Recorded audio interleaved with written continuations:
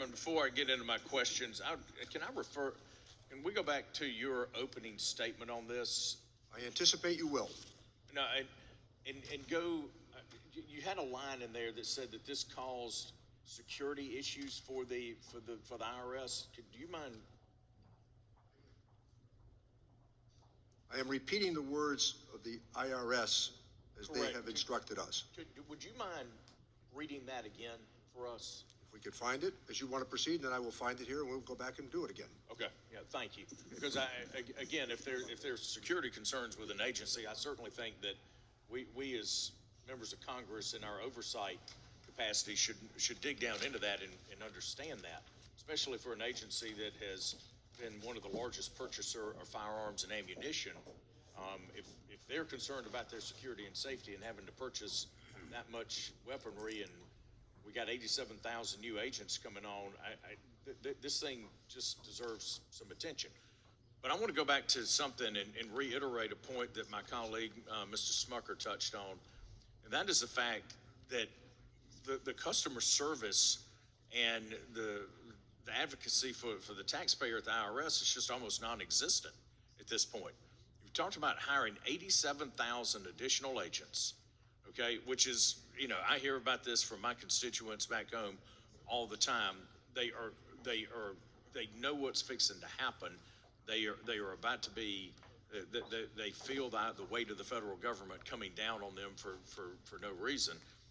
But why aren't we focusing on doing the things, on getting the back returns taken care of? Why aren't we focusing on making sure that the IRS employees are fully back in the office working? Why aren't we making sure that we're doing things on behalf of the American people instead of doing things to the American people?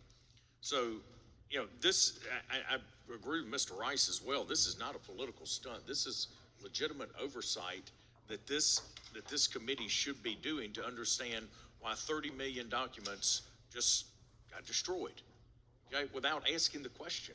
I mean, if there are good reasons, hey, let's talk about that. But shouldn't we ask that question, and shouldn't the IRS, shouldn't we be able to dig down more deeply into that? I think this is, I would encourage everyone to support this. And Mr. Chairman, if you're ready to sure, read that. when the gentleman relinquishes his time. Okay. With that, I will reserve the balance of my time. Thank the gentleman. So in a memo that was, an email that was sent to the Republican staff director on this issue, let me read verbatim. In response to your request, I'm advised the document includes information on what data is transcribed or not transcribed, timing of case selection, as well as what data can be matched or not matched. Access to this information allows taxpayers to potentially avoid our systemic abilities to identify noncompliance, in essence, wholly jeopardizing voluntary compliance. It could even allow information that would evade detection. The IRS is not releasing the document, as the release of this document represents a significant risk to the agency.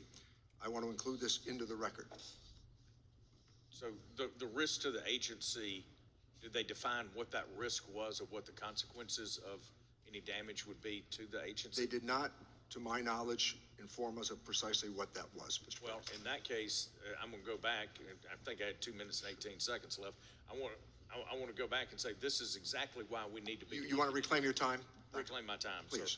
Sir. This is exactly why we should be looking into this. Is they said it would create a risk to the agency, yet they haven't defined what that risk is. We need to know about that. Mm-hmm. So again, this seems pretty basic to me. Let's go. Let's find out exactly what's happened so we can understand this risk.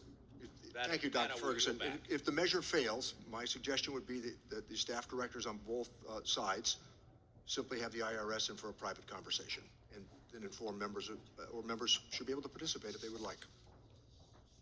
Yes, and I think members should participate in that, Mr. Chairman. Thank you. Thank you. Are there other members who would like to strike the last word? I believe the gentleman